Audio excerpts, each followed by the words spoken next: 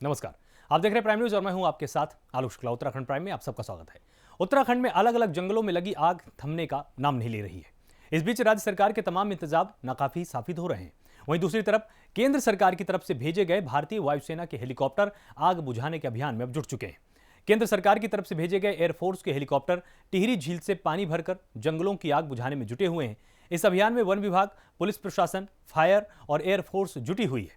बता दें कि पिछले 24 घंटे में उत्तराखंड में 68 हेक्टेयर वन क्षेत्र जलकर खाक हो चुका है। तो आग बुझाने का काम लगातार जारी है। केंद्र सरकार की तरफ से यहां पर मदद भेजी गई है। एयरफोर्स भी अब आग बुझाने के कार्यक्रम में जुटी हुई है। लगातार झील से पानी भरकर जहां जंगलों में आग लगी हुई है वहां पर बौछार की जा रही है। जगह बुझाई गई।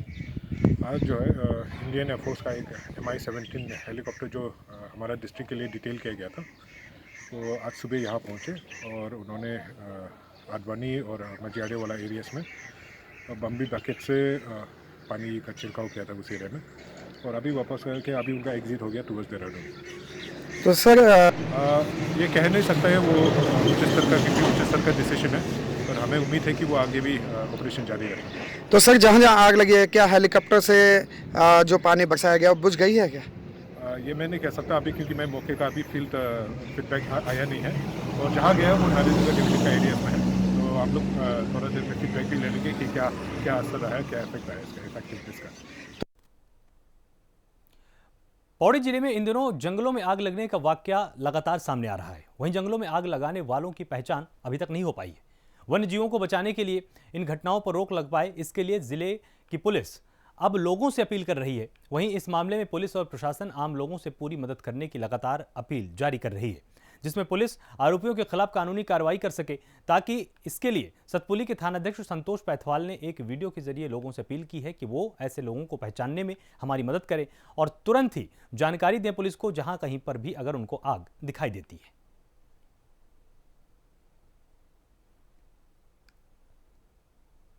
साथियों नमस्कार। जैसे कि इस समय जंगलों में आग लगने की घटनाओं में एकाएक वृद्धि हुई है और चारों तरफ जंगल धू धू के जल रहे हैं। ऐसे में जो असामाजिक तत्व हैं उनके द्वारा इन घटनाओं को अंजाम दिया जा रहा है, और मेरा आपसे इस वीडियो के माध्यम से एक अपील है कि ऐसे असामाजिक तत्वों का चिन्हीकरण अति आवश्यक है, जो बिना आपके सहयोग के संभव भी नहीं है। ऐसे में मैं आपसे अपील करना चाहता हूँ कि आप लोग कृपया करके ऐसे असामाजिक तत्वों का चिन्हीकरण करने में हमारी मदद करें और ऐसे लोगों की सूचना गोपनीय ढंग से हमें जरूर दें, जिससे हम लोग ऐसे असामाजिक तत्वों के विरुद्ध कानूनी कार्रवाई कर सकें और ऐसे लोगों को जेल भेजा जा सके और बनाने की घटनाओं को लगने से रोका जा सके।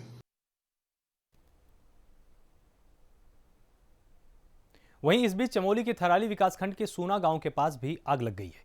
इस दौरान स्थानीय लोगों में काफी अफरा तफरी मच गई। आग इतनी भयानक थी कि लोगों को जान का डर सताने लगा है। जानकारी के मुताबिक सूना गांव में अपने खेत में आड़ा फूंक रहे अज्ञात व्यक्तियों ने आग लगाई थी, लेकिन आग की लपटें इतनी भयानक थी कि देखते ही देखते आग ने भयानक स्वरूप धारण कर लिया, जिसके चलते स्थानीय लोगों में भी अफरा तफरी मच गई। वहीं गांव के स्थानीय लोगों ने मिलकर आग पर काबू पाने की कोशिश की, लेकिन वो आग बुझाने में नाकाम साबित रहे। तो खेतों में भीषण आग लग गई, जिसके चलते भारी नुकसान हुआ है यहां पर, और गांव के लोगों में इसके बाद अफरा तफरी मच गई। अज्ञात लोगों ने गांव में आग लगाई थी।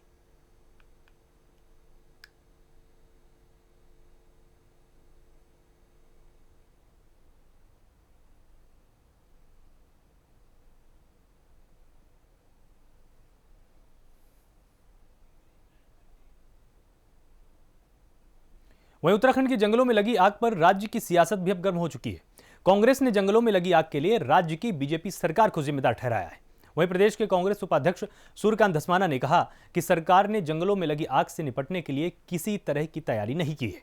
यही वजह है कि राज्य के जंगल धधक रहे हैं। वहीं उन्होंने चिंता जताई है कि अगर यह हाल अप्रैल के पहले हफ्ते का है तो आगे की स्थितियां कितनी भयानक होगी, इसका अंदाजा आप लगा सकते हैं।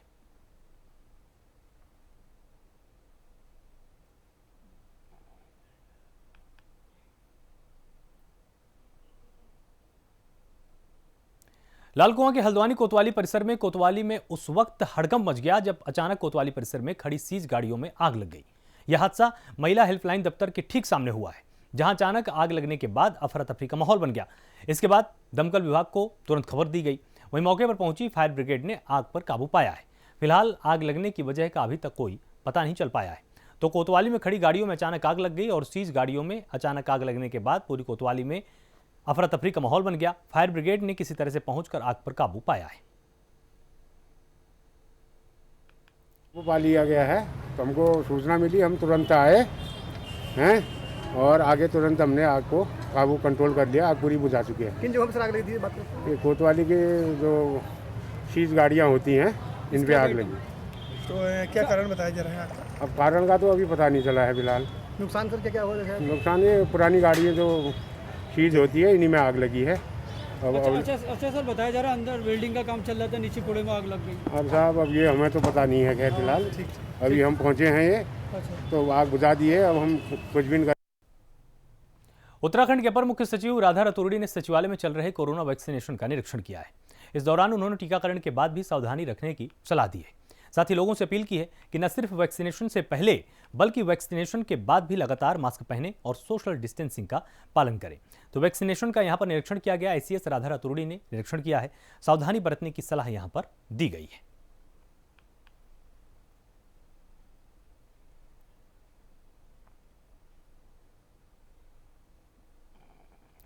कोरोना के बढ़ते केस को देखते हुए कोरोना टेस्ट की संख्या बढ़ा दी गई है। वहीं उप जिलाधिकारी ऋचा सिंह के नेतृत्व में स्थानीय प्रशासन ने नगर की हाट बाजार में शिविर लगाकर कोविड टेस्ट किया है। इस दौरान 50 फल और ठेले वालों का कोविड-19 टेस्ट कराया गया। इसके अलावा इलाके में बिना मास्क पहने घूम रहे लोगों को जागरूक करने के साथ साथ उन्हें मास्क बांटे, साथ ही चालान की कार्रवाई भी की गई। इस दौरान उप जिलाधिकारी ऋचा सिंह ने लोगों से सरकारी गाइडलाइन फॉलो करने और सोशल डिस्टेंसिंग बनाने, मास्क पहनने और सैनिटाइजर का इस्तेमाल करने की अपील की है। इस बीच उप जिलाधिकारी ऋचा सिंह, कोतवाल संजय कुमार और नगर पंचायत के अधिशासी अधिकारी राजू नबियाल और स्वास्थ्य विभाग के डॉक्टर लव पांडे मौजूद रहे।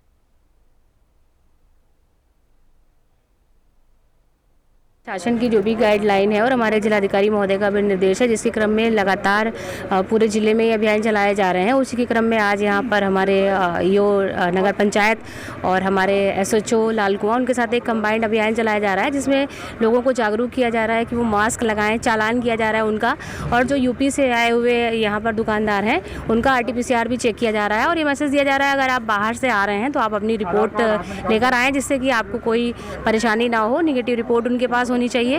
और ये मैसेज आप लोग के माध्यम से भी मैं सभी को ये अपील करना चाह रही हूँ कि जिस तरीके से संक्रमण बढ़ रहा है, मास्क 100% हमें सुनिश्चित करना है। मास्क सभी को लगाना है और बार बार लोगों को इसके लिए आगाह किया जा रहा है। अगर वो फिर भी नहीं समझते हैं तो चालान की कार्रवाई भी की जा रही है। कोरोना के बढ़ते मामलों को लेकर जनपद पुलिस अब बिना मास्क के घूम रहे लोगों पर कार्रवाई कर रही है। रुद्रपुर सर्किल में 553 लोगों का अब तक चालान किया गया है। साथ ही लोगों को मास्क पहनने, हाथों को सैनिटाइज करने और सोशल डिस्टेंसिंग का पालन करने की हिदायत भी दी गई है। तो रुद्रपुर से खबर हम आपको बता रहे हैं, जहां पर कोरोना के मामलों में लगातार इजाफा हुआ है। जिले में 553 लोगों का चालान काटा गया है। मास्क न पहनने वालों पर कार्रवाई भी की गई है।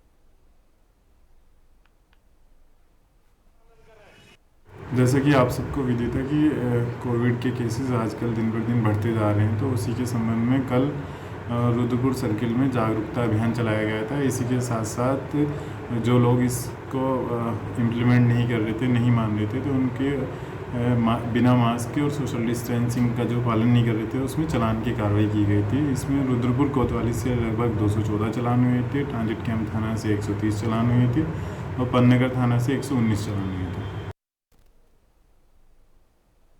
उत्तराखंड के मुख्यमंत्री Tirath Singh Rawat integrated health information platform के लॉन्चिंग कार्यक्रम में वर्चुअली जुड़े। इस कार्यक्रम में केंद्रीय स्वास्थ्य मंत्री डॉक्टर हर्षवर्धन ने IHIP लॉन्च किया है। इस पोर्टल के अंतर्गत अभी 33 तरह की बीमारियों को जोड़ा गया है। वहीं पोर्टल के जरिए अलग अलग विभिन्न तरह की बीमारियों की ऑनलाइन रिपोर्टिंग की जाएगी। इस सिस्टम से किसी राज्य के किसी भी क्षेत्र में फैल रही बीमारियों के बारे में पता चलेगा, जिससे उसको जल्द काबू करने में मदद मिलेगी। इस कार्यक्रम में केंद्रीय स्वास्थ्य मंत्री डॉक्टर हर्षवर्धन ने कहा कि स्वास्थ्य के प्रति जागरूकता के मद्देनजर ये देश में एक ऐतिहासिक कदम है और प्रधानमंत्री नरेंद्र मोदी के डिजिटल इंडिया के संकल्प की दिशा में स्वास्थ्य के क्षेत्र में एक बड़ी कोशिश है।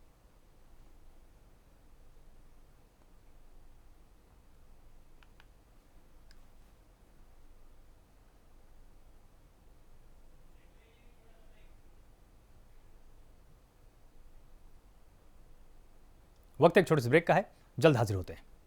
पूर्व सीएम और डोईवाला से बीजेपी विधायक त्रिवेंद्र सिंह रावत ने अपने क्षेत्र डोईवाला का दौरा किया है। इस दौरान उन्होंने खेरी गुरुद्वारे में मत्था भी टेका, जिसके बाद बीजेपी कार्यकर्ताओं से उन्होंने मुलाकात की। इसके अलावा त्रिवेंद्र सिंह रावत अल्पसंख्यक विभाग के एक कार्यक्रम में भी पहुंचे। तमाम योजनाओं का यहां पर उन्होंने पहुंचकर लोकार्पण भी किया है।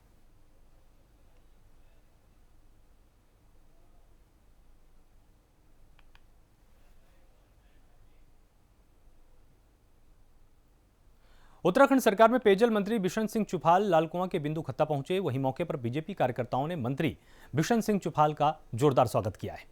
इस बीच उन्होंने बिंदु खत्ता को राजस्व गांव बनाने की दिशा में कोशिश करने और इलाके में पेयजल व्यवस्था दुरुस्त करने का आश्वासन दिया। वहीं पेयजल मंत्री बिशन सिंह चुफाल ने बीजेपी कार्यकर्ताओं और इलाके के लोगों को संबोधित करते हुए कहा कि 80,000 आबादी वाले इलाके के क्षेत्र होने और सालों से लंबे संघर्ष के बावजूद भी बिंदु खत्ता आज तक राजस्व गांव नहीं बन पाया, लेकिन मौजूदा सरकार ने इस दिशा में बड़ी पहल करेगी और बिंदु खत्ता को राजस्व गांव बनाने के लिए केंद्र पर दबाव बनाएगी।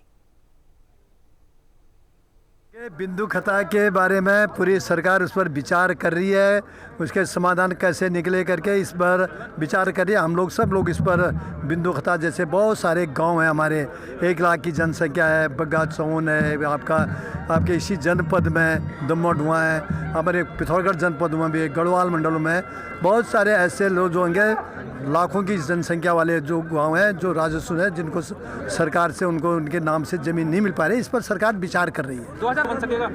देखो, ये राजस्व गांव की प्रक्रिया तो मैंने शुरू में कहा, आपने उसमें भी जो अभी बोला था उसमें भी कहा, ये मामला जो है कहीं कोर्ट में चला हुआ है, कहीं ये प्रदेश सरकार से, इसका पता केंद्र सरकार के उसमें है।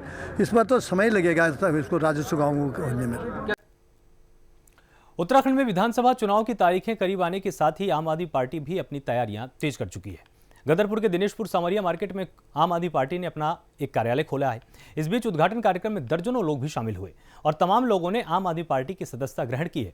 इस बीच आम आदमी पार्टी की तरफ से दावा किया गया कि अगर प्रदेश में आप की सरकार आती है तो लोगों को मुफ्त बिजली, पानी और स्वास्थ्य की सुविधाएं दी जाएंगी।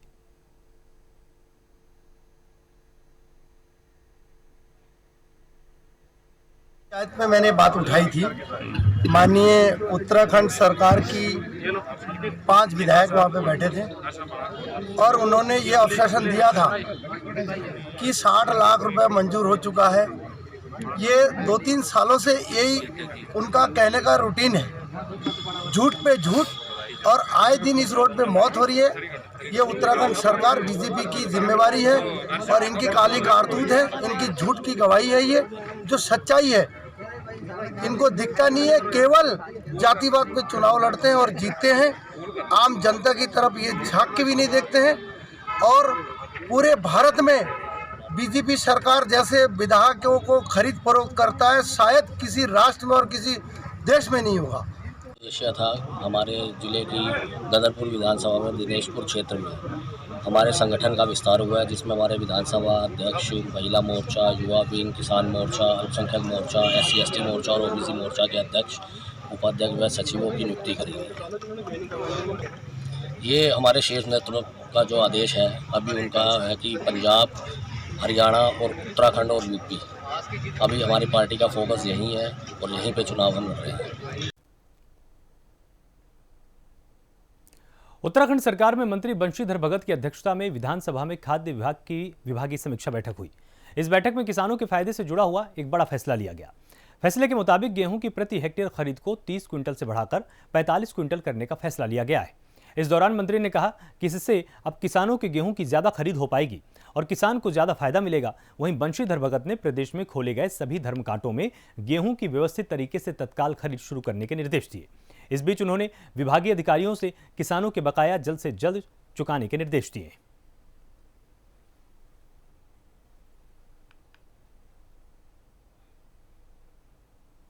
आज बैठक थी क्योंकि गेहूं हमारे सामने एक चुनौती बन के खड़ा है। गेहूं का उत्पादन भी बहुत अच्छा है, तो उसकी समीक्षा बैठक थी। तो आज समीक्षा में मैं समझता हूं संतोषजनक बात आई है कि हमने पैसे की भी व्यवस्था कर ली, बोरों की भी व्यवस्था कर लिए और कांटे हमारे चल भी गए, खरीद भी शुरू हो गई और 15 मई तक हम उसको पूरा कर लेंगे, ऐसा हमें लगता है। एक सबसे बड़ी बात यह थी कि अभी तक 30 क्विंटल प्रति हेक्टेयर इन्होंने किया था कि हम गेहूं खरीदेंगे 30 क्विंटल। अब आज हमने उसको बढ़ा के 45 क्विंटल कर दिया। नंदप्रयाग घाट रोड को 1.5 लाइन यानी 9 मीटर चौड़ी करने की मांग को लेकर लोग पदयात्रा कर रहे हैं। वहीं दूसरे दिन पदयात्रा कर्णप्रयाग पहुंची। इस बीच प्रदर्शन कर रहे लोगों ने सरकार के खिलाफ जमकर नारेबाजी की। कर्णप्रयाग में व्यापार संघ अध्यक्ष घाट चरण सिंह नेगी ने कहा कि 122 दिनों से विकासखंड घाट में सड़क को चौड़ा करने को लेकर आंदोलन किया जा रहा है, लेकिन अभी तक सरकार की तरफ से कुछ भी नहीं कहा गया। वहीं लोगों की 254 किलोमीटर लंबी पदयात्रा अलग अलग पड़ाव को पार करते हुए 16 अप्रैल को देहरादून पहुंचेगी, जहां घाट और चमोली के प्रवासी भी यात्रा में शामिल होंगे।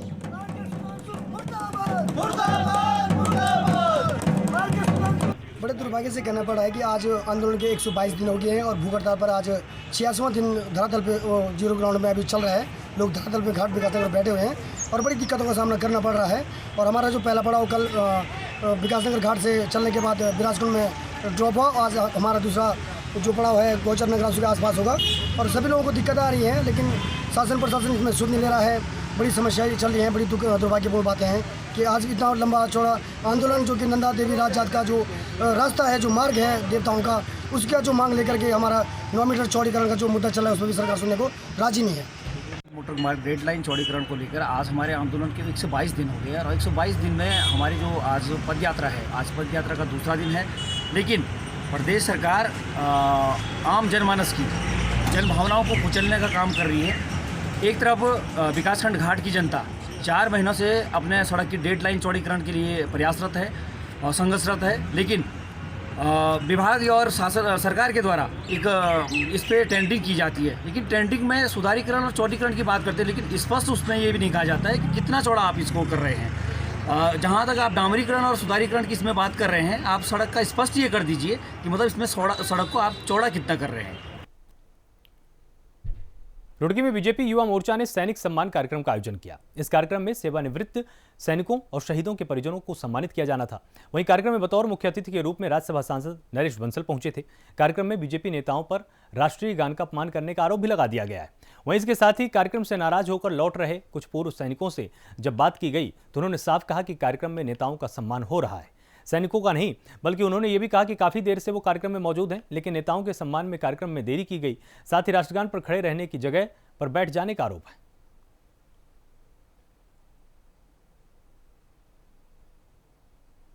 सम्मान समारोह हमने रखा था जनपद हरिद्वार की तरफ से भारतीय जनता पार्टी में, तो हमने उसमें काफ़ी संख्या में जितना भी हम प्रयास करते थे सैनिकों को बुलाया जिन्होंने अपने जीवन काल में कोई जो भी किसी लड़ाई लड़ी या फिर उन्हें किसी न किसी रूप में पुरस्कारित किया गया सेना के द्वारा, वो सैनिक इसमें उपस्थित थे। या फिर जिन सैनिकों जो सैनिक शहीद हुए और उन सैनिकों के परिवारजनों को हमने बुलाया। पूरे प्रदेश में हर जिले में सैनिकों के सम्मान के कार्यक्रम कर रहा है जी। ये उस अवसर पर हो रहे हैं जब 50वीं वर्षगांठ बांग्लादेश के बनने की और 1 लाख के लगभग पाकिस्तान के सैनिकों का जो सरेंडर हुआ था, उसको पूरे देश को याद दिलाने के लिए, शहीद परिवारों के लोगों को सम्मानित करने के लिए ये कार्यक्रम युवा मोर्चा पूरे प्रदेश में सब जगह कर रहा है। सभी कार्यकर्ता कहीं न कहीं जा रहे हैं, तो मैं उसी कार्यक्रम के लिए यहाँ पर आया था। ये आयोजन तो सैनिकों के लिए किया गया, लेकिन अभी उसमें सैनिकों को पूरा मान सम्मान जो थे उसमें नहीं हो पा रहा। तो महसूस कर रहे हैं उतना सैनिक, क्योंकि सैनिकों ने तो हमारी लड़ाई लड़ी ना, बॉर्डर पे नहीं रखा। अब जो युवा है उसमें कुछ अपने फोटो खींचने में उनको घेर के खड़े हैं। और सम्मान है नेताओं का हो रहा है, और नेताओं का सम्मान हो रहा है। नेताओं का तो सम्मान हमेशा होना ही है, सबको रोक। आज सैनिकों के सम्मान के लिए है। सैनिकों को हकता, छोटे छोटे आदमियों का हकता, बड़े आदमियों का इतना।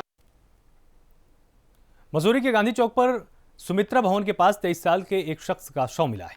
वहीं बताया जा रहा है कि युवक रविवार की देर शाम को मसूरी अब में अपने रिश्तेदारों के पास आया था, जहां पर देर रात को खाना खाने के बाद वो सो गया, लेकिन सुबह वो मृत हालत में मिला है। मामले की जानकारी मिलती ही मसूरी पुलिस मौके पर पहुंची और शव को कब्जे में लेकर जांच शुरू की है। वहीं एसआई नीरज कठैत ने बताया कि इस मामले में जानकारी मिलने के बाद मौके पर पहुंची पुलिस ने कार्रवाई शुरू की है और जांच पड़ताल की जा रही है।